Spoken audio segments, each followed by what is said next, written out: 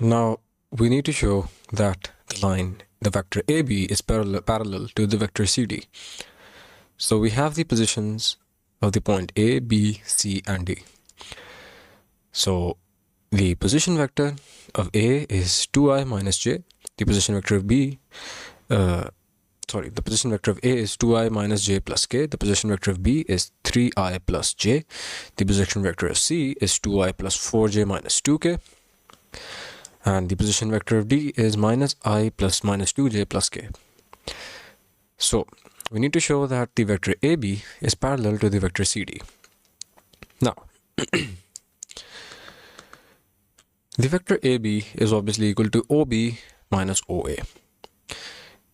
We know that the vector OB is this, 3i plus j. And we know that the vector OA is this, 2i minus j plus k. Now simply just subtract OA from OB. So the x component of B minus the x component of A with I, the y component of B plus the y component of A into j, and the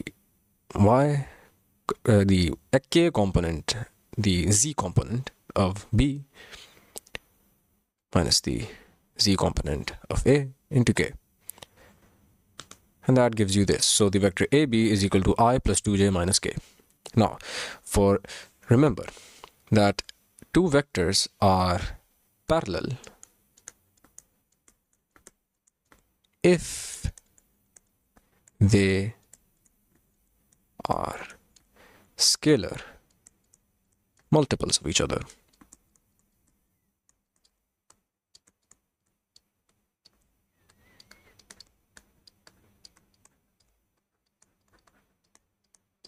Right?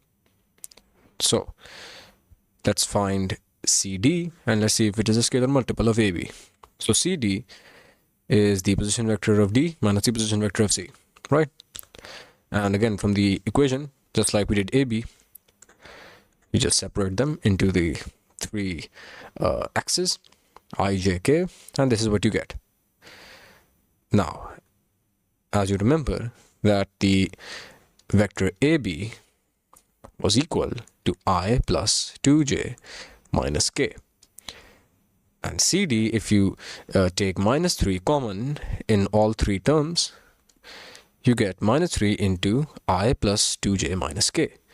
So CD is equal to minus 3AB. So it is indeed a scalar multiple. So CD is indeed a scalar multiple of AB. Hence, AB is parallel to CD.